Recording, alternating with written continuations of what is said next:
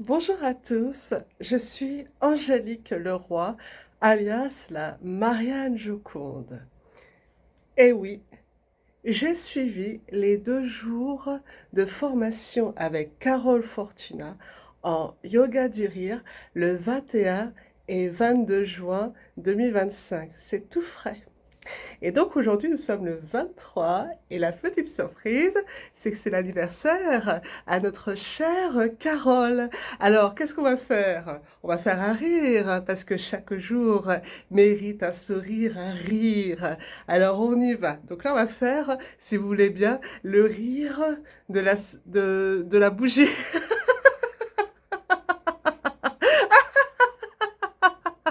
On va pas lui demander son âge parce qu'elle va être encore en âge avec toute cette chaleur. Oh, je fourche la langue, voilà. Alors, je vais vous apporter la preuve que j'ai suivi cette formation avec ce magnifique diplôme. Maintenant, je vais pouvoir frimer. Je suis animatrice yoga du rire. Non, passons aux choses sérieuses. Bon, c'est vrai que Carole nous a dit que l'humour n'était pas universel, mais que le rire, lui, oui. Alors peut-être ça ne fera pas rire ce que je dis, mais en tout cas, mes expressions du visage reflèteront le côté appréciation. Ah oui, j'ai appris ça avec Carole. Je valide. C'est le rire de l'appréciation. Donc forcément, bah, pour lui donner une appréciation, je vais lui donner un vrai OK. Je valide à 100%. Alors pourquoi le yoga du rire? À vrai dire, cette pratique, je la connaissais pas du tout. J'ai découvert Carole sur les réseaux sociaux grâce à ma sœur siamoise Isabelle Alix, qui est aussi toute une histoire à vous raconter, mais en tout cas, c'est pas l'objet de cette vidéo.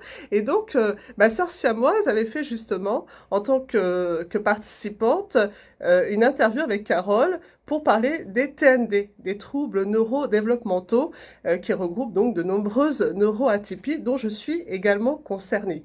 Et donc, entre sœurs siamoises, effectivement, nous faisons de la prévention là-dessus. Et donc, Carole, bah, forcément, avec son ouverture d'esprit qui avait interrogé ma chère Isabelle, bah, quelques mois après, ça a été à mon tour. Et vraiment, j'ai partagé un moment juste inoubliable parce que Carole est si chaleureuse, si humaine, si compréhensive, et puis elle a plusieurs cordes à son arc. C'est une multipotentielle. Et donc, ce qui nous connecte ensemble, en tout cas pour toutes les trois, c'est le côté rieur, ce côté où on aime rire. Et donc, c'est vrai que quand on rit, on sème de la joie. Et on s'aime encore plus d'ailleurs. Alors forcément, j'étais très enthousiaste à vouloir suivre cette formation puisque je suis art thérapeute et que depuis ma certification en art thérapie, j'effectue donc plusieurs formations pour pouvoir élargir ma multipotentialité et le proposer à mes futurs clients. Si on peut appeler ça client, parce que je préfère, je sais pas, bénéficiaire, accompagnant. Non, plutôt accompagnant, je préfère. Parce que c'est vrai que tous ces termes-là, oh, ils sont pas beaux, j'aime pas. Oh my God!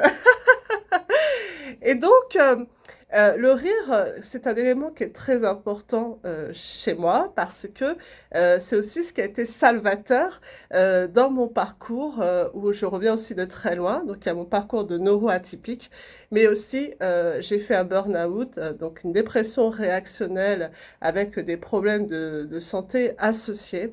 Et donc, c'est ce que j'avais mis en place aussi pour moi, pour pouvoir me sortir d'un certain nombre de galères, parce qu'effectivement, quand on se rappelle du schéma de Karpman, bourreau, victime, sauveur, et ben en fait, bah, l'idée c'est pas rester victime, c'est aussi être son propre héros, c'est-à-dire sortir des schémas qui ne nous conviennent pas.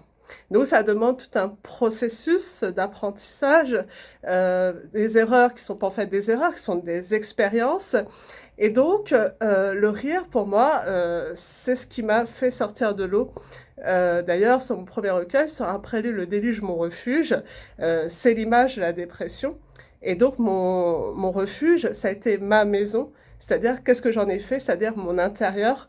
Et dans mon intérieur, j'ai redécouvert toute ma ressourcerie, ma multipotentialité qui a été malheureusement refoulée, qui n'a pas été forcément comprise, et aussi mes neuroatypies dont à ce moment-là je n'avais pas encore identifié, où j'ai une autre façon d'apprendre et appréhender le monde. Et dans ce premier recueil, j'avais manifesté ce côté bien-être, cette recherche. D'ailleurs, j'ai écrit du slam qui fait mal pour vaincre le mal par le mal, parce que je recherchais déjà du yoga, mais il y en avait pas. C'est pas très culturel autour de chez moi. En fait, même apprendre à respirer d'ailleurs, parce que je suis asthmatique. Et malheureusement, bah, je suis passée à côté de ça. Je savais que ça existait, mais je ne savais pas où en pratiquer. Et ça m'a beaucoup manqué. Et donc, quand j'ai vu l'association du yoga et du rire, je me suis dit, mais c'est complètement pour moi. Et j'ai toujours été convaincue que la transmission par le rire est la meilleure façon de frapper la mémoire. Ah, je reprends aussi un élément de Sarah Joban, où en ce moment je fais aussi une formation en sketchnoting, car effectivement j'avais aussi imaginé une autre pédagogie pour apprendre, pour être vraiment beaucoup plus inclusif et beaucoup plus près des besoins des uns et des autres. Dans ma pratique art thérapeutique, euh, par voie empirique, c'est comme ça que je me suis reconvertie, c'est en faisant beaucoup d'expériences, en cherchant, je me suis mise à écrire et à poser ma voix sur des musiques en karaoké, puisque je ne suis pas compositrice. Et donc, j'ai lâché mes onomatopées, euh, j'ai écrit en langage des oiseaux, d'ailleurs je ne savais pas que ça s'appelait comme ça, et j'ai fait beaucoup d'associations d'idées, puisque j'ai une pensée en arborescence. Et c'est ainsi que j'ai commencé à verbaliser des choses que avant je n'arrivais pas à verbaliser. Et le rire a fait partie de ma poésie. Ça a été un élément clé parce que j'ai fait émerger ma marionnette Lola. Ma marionnette Lola qui est si fantasque, qui est si solaire, etc. Et donc ça a été la prolongation de ma main. Ce masque que l'on croit qui est un masque, mais en fait qui n'en est pas un, qui fait partie de moi et qu'on rejette alors que ça fait partie de moi. Et donc, j'ai expérimenté que tout cet apport avec ces médias artistiques qui venaient de moi, de mon inconscient et de ma conscience, dans mon point de vue omniscient, d'ailleurs j'en ai beaucoup parlé, ça a pu remobiliser mon corps et ça m'a redonné de l'énergie et l'envie de vivre. Et donc quand on rit, on a envie de vivre. On a envie de partager, on a envie que ça se propage, on a envie que ça communique. Et donc c'est aussi comme ça que j'ai pu aussi révéler mon ultra-sensibilité. Et je voudrais encore remercier Carole, car en fait, le samedi, j'ai participé à la formation avec Christina, que j'avais rencontrée dans un salon de l'innovation en début d'année sur la prévention santé. Le dimanche, bah, j'ai pu faire mon expérience dans une boutique qui s'appelle Vert et Jaune. Je remercie encore Anne de son accueil, où vraiment dans cette boutique, j'ai pu mettre en pratique ce que j'ai appris pendant ces 2 jours, c'est-à-dire les 40 rires de base, et aussi les bienfaits du rire, et aussi comment animer une séance de yoga du rire. Et vraiment, j'ai encore des larmes aux yeux parce que c'est tellement évident que c'était fait pour moi. Et donc, j'ai vraiment eu une formation sur mesure parce que Carole s'est déplacée pour moi. Parce qu'elle savait que j'étais motivée. Elle savait que j'attendais cette formation depuis longtemps, parce que je m'étais inscrite depuis le mois de janvier. Et pour ça, elle a toute ma gratitude.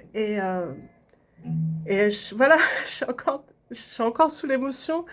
Euh, Parce que c'est tellement humain ce qui se passe.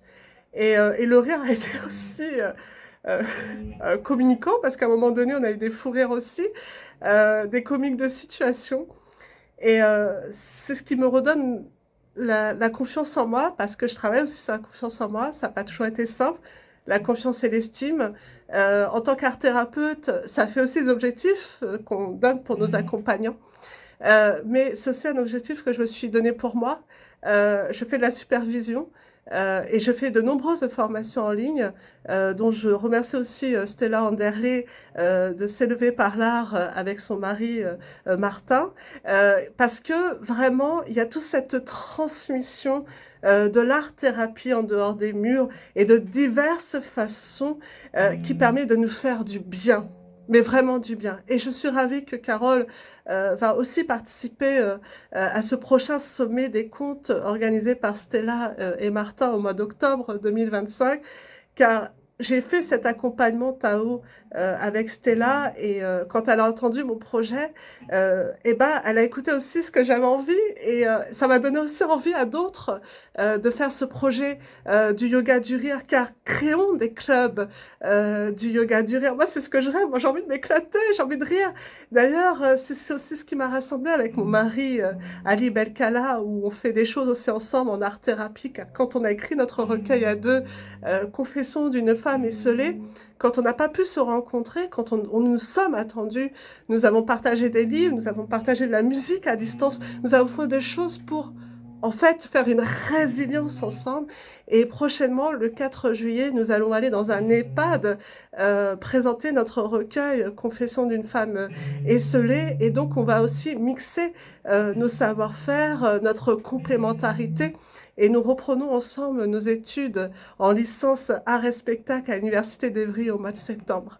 Et donc c'est avec le sourire et le rire de la Marianne Joconde, où je vous incite à vous aussi, pour parfaire vos compétences, à suivre le chemin du yoga du rire avec Carole ou avec une autre animatrice du yoga du rire, pour soit vous former avec Carole, ou soit en bénéficier en séance avec moi ou avec Christina ou avec tant d'autres, car nous avons cette volonté de partager, de semer de la joie avec vous, parce que c'est aussi avec vous qu'on construit les choses, et c'est pour ça que je crois vraiment en l'intelligence collective. Et donc je voudrais encore remercier Isabelle Alix, qui est ma sœur siamoise, avec qui nous avons co-construit des choses en prévention, en audition, avec le rire, toujours avec le rire, parce qu'il faut aussi rire de nos propres faiblesses pour arriver à illustrer au niveau du monde ce qu'il faut faire, leur donner la voix de ce qu'il faut faire. Et dans les formations, effectivement, pour tout ce qui est les neuroatypiques, c'est souvent inapproprié. C'est vrai que nous sommes encore face à un mur. Et je remercie Carole d'avoir pris ce temps d'adaptation pour moi, pour comprendre que je suis aussi kinesthésique et visuelle, même si ça concerne tout le monde, mais encore plus quand on est neuroatypique, ou faire les choses à distance, ça ne convient pas vraiment, parce qu'il faut le vivre dans le corps, et il faut aussi que les supports de formation, d'ailleurs, elle m'a fourni une clé USB, et je la remercie avec tout ce que j'ai besoin, et je vais pouvoir étudier tout ça avec grand plaisir, et vraiment mettre en place mes séances de yoga du rire. Voilà, vraiment, ça vient là, tu vois, Carole, tu nous as dit de faire la respiration méditative, yoga du rire, en partant du ventre, et ben là, ça vient là, tu vois, c'est le chakra de la gorge qui s'exprime, parce qu'il y a un chat, voilà, un chat qui a envie de sortir et qui a encore tant de choses à exprimer. Et encore merci, mille merci. Et je pense que c'est ça la voie de la guérison, c'est les hautes vibrations en yoga du rire.